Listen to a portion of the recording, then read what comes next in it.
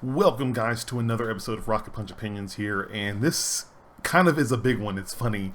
I did not expect this news, but it's definitely something. As soon as I found out, I'm like, I gotta talk about it on a video for you. Basically, if you haven't heard, if you've been hiding under a rock for some reason today, we finally got news, confirmation, whatever you want to call it, that Halo Infinite, the big marquee title that's coming with the Xbox Series X, well, I guess was coming with it, is now been delayed.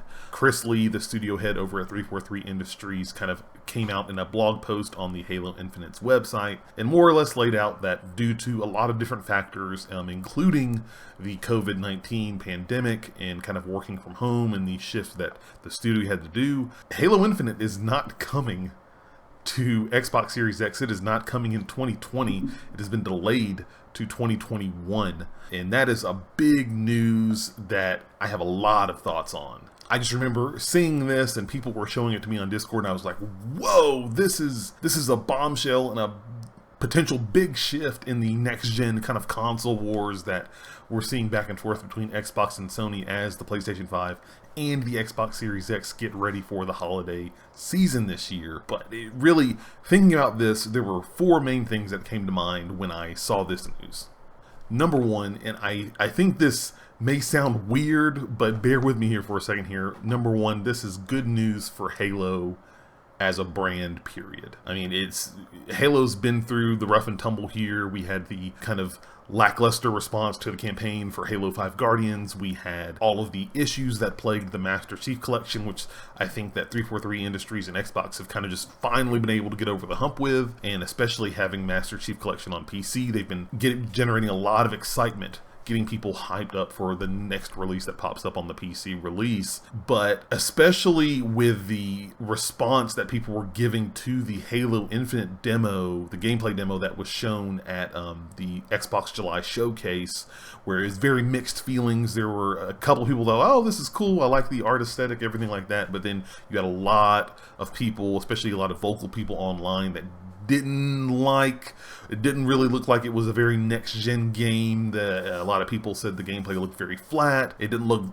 pop. There was no ray tracing, nothing to really showcase the power of the Xbox Series X. I mean, we are talking about the world's most powerful console, right? It was really not shown off there, and I know it soured a lot of people there. A lot of people were even talking like, man, maybe this game needs to get delayed. I remember having that conversation in my brain, but I never thought, I'm like, no, they have to have this game for the Xbox Series X launch. This is their marquee title. This is their pillar. They cannot lose this pillar. But I say it's good for Halo because honestly, I liked the gameplay that I saw in the showcase, but I really thought that it didn't look spectacular. It was fine, but nothing mind-blowing. And I was really hoping, hey, if they need some extra time, they've got some time until the official launch, whenever the date was going to be. But now it's very clear to me that not only has COVID-19 really impacted their development and kind of slowed things down for them, but also that they need a lot more time to put a lot more work into the game. I'm definitely suspecting that there were probably more issues or bugs that they were finding with the game than originally were planned. I mean, this is not something that is done lightly or done quickly. This delay had to have been in talks for a few weeks, I would guess, before we got actually word of it today. There's definitely some underlying issues. I doubt we're ever going to hear about it from 343 Industries or Microsoft about what was really going on with Halo there. But I really think, everybody's going to spam the Miyamoto quote till forever for the next couple of days. Like, if Halo needs the time to get better and be a polished, complete game, it needs to take that time. It really sucks for the Xbox Series X launch, and we'll get to that in a second, but having this out is really going to help, or at least delaying it is really going to help this brand that people have kind of been back and forth on, like, Halo doesn't really have as much of the, gleam and shine and luster as it used to have before. And I think if they cannot release this game and it be flat or okay or even good, this is Xbox's marquee title, it's got to be great. And I think that them taking the time, it's a bold move. It's not a move I don't think Microsoft or 343 wants to make, but I think in order to preserve and save the brand, they've got to make this move and got to do this delay so that way they can work out the bugs and we can have a complete, full, great, awesome, exceptional experience with Halo going into 2021. Number 2, this is bad news for the Xbox Series X launch, in my opinion. This was their big game. Microsoft and 343 had been talking about this game for years. Like, this is going to be the launch game. It's coming with the Xbox Series X. They're going to launch day and date. It's going to be available on Game Pass. Dude, this is the title that everyone was really, really, really exciting for. And really, to be honest, the title that Microsoft was pushing the most in their marketing with the Xbox Series X is saying, hey, look, the world's most powerful console is going to have one of the biggest brands available at launch for you to play. Multiple times they told everybody a Halo game hasn't launched with an Xbox console since the original Xbox when it launched way back in the day. And we thought that was going to change this time, but obviously with those delays, that is not the case now. So this really puts Microsoft in a quandary about what they're going to do with their launch and the launch games that they have prepared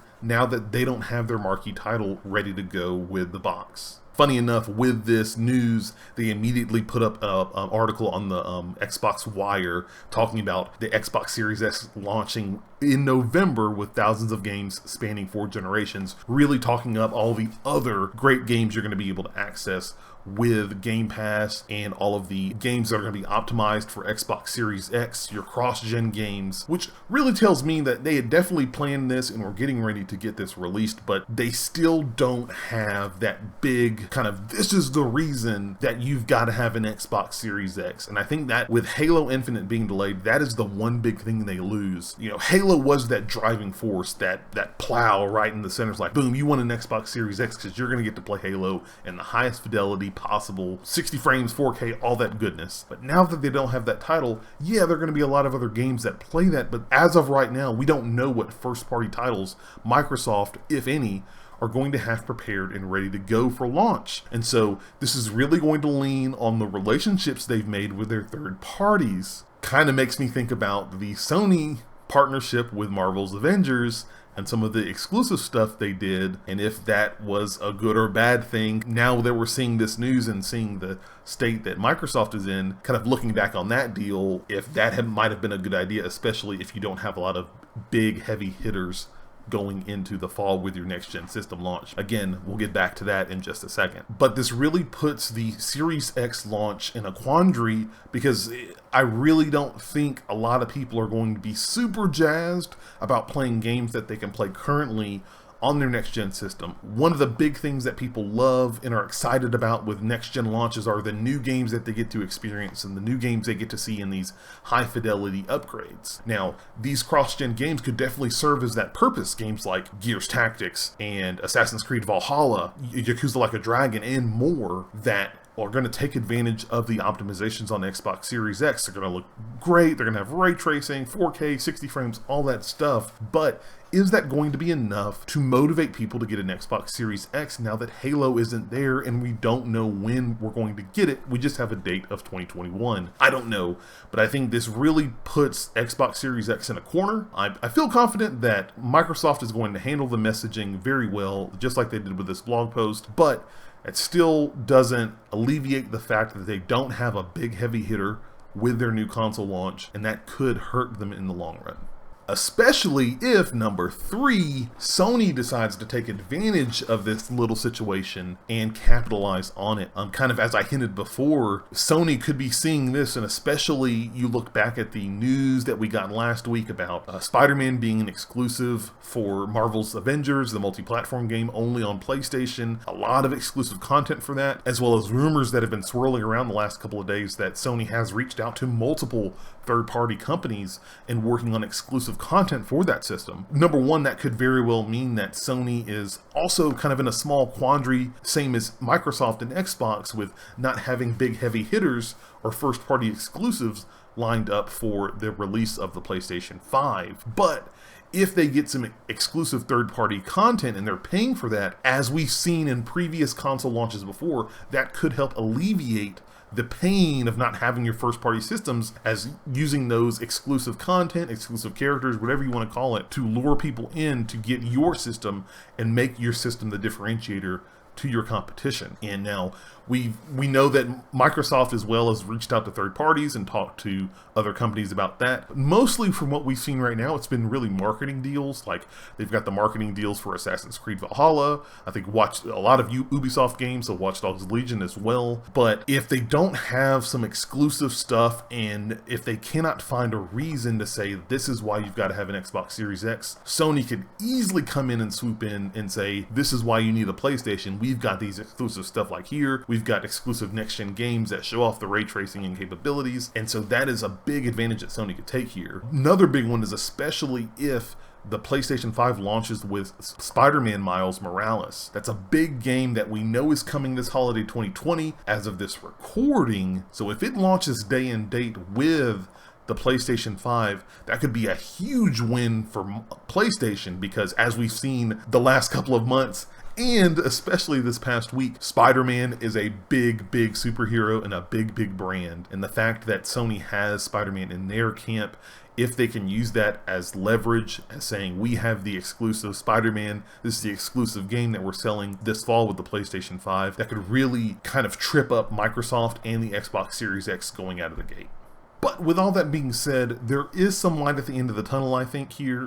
Point number 4, this could be a great chance for other third-party games, especially smaller games, to kind of shine in place of Halo Infinite. Now that Halo Infinite shadow is not looming over the Xbox Series X and people have to figure out what else they're going to play on their brand new Xbox this fall, this could be a great time for Microsoft to showcase all the other games that are coming at launch or around launch, and show all the different diverse titles that people are going to be able to play on the Xbox Series X. And especially if you can leverage a lot of those titles with Game Pass and work in some type of deal like, boom, all these games are part of Game Pass, this great diverse lineup. You don't have to worry about just your one specific title. You've got this diverse field of different games, from indies to smaller studios to AA studios and beyond, that you'll be able to take advantage of. That could really be a win to still keep some people and still pull some people in that may not want that exclusive content, that may not want that just one big game that they've been looking forward to on a console, that now they have, oh man, I can pick and choose from my list here. And I think with this great chance for other games to shine, Xbox Game Pass is really going to be a big factor in that. I really think it would be a great idea. I'm sure Microsoft's going to do it anyway, but when you buy an Xbox Series X, guess what? You get a month, 3 months of Xbox Game Pass included with the box at no additional charge. And I think that's a great way to leverage people in and let people know, hey, guess what? If you get our box, you don't have to worry about buying games right out of the gate. Just use this 3-month code for Xbox Game Pass, sign in, set up your Microsoft account, and guess what? You'll have a library of over 100 games to download right out of the gate. Some big heavy hitters that you may not have played before, and then you can entertain those while you figure out what title you want to get, whether it's a cross-gen title or whatever else is coming out during launch lineup. And I think some people don't talk about that a lot, but I think that is a great opportunity for people to get invested in the Xbox ecosystem, because one of the craziest things about console launches is that you have to buy not only the console, but then any accessories you want. If you want an additional controller, if you want, and that's not even including the games, whatever games you want to get, which, you know, I definitely say I'm one of the people, I love those exclusives. I'm really excited to get a PlayStation 5 as well, but I've also been looking, probably getting both this season. The big fact there was with Xbox Series X, and especially with the marketing that Microsoft has kind of pointed at as telling people that the player is the center of the experience, not the console. An easy way of telling them, hey, get our Xbox Series X, you're going to have Game Pass with it, your Xbox controllers already work with the system, you can easily hook those up, so if you find party games, guess what, you can pair them with the console and continue to play those party games.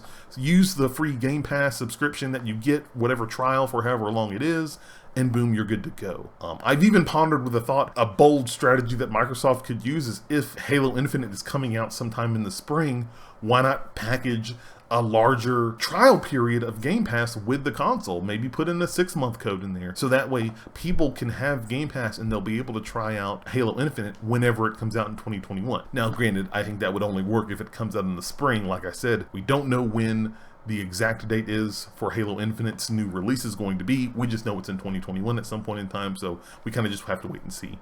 But no, this was some really big news, a big bombshell that dropped from Microsoft and 343. I really think it sucks for Microsoft because this was their pillar. This was one of their big weapons against Sony in the launch of these consoles this upcoming fall.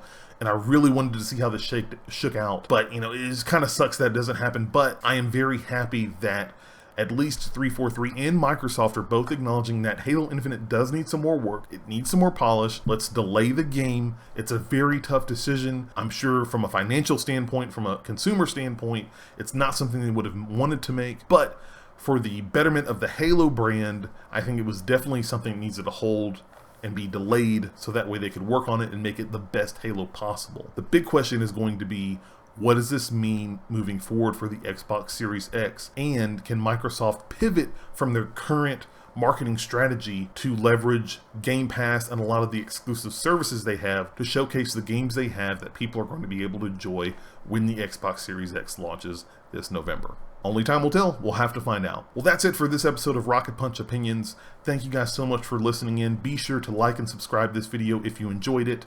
And be sure to follow us over at RocketPunchGo.com, your one-stop shop for all things Southern gaming, geek, and more.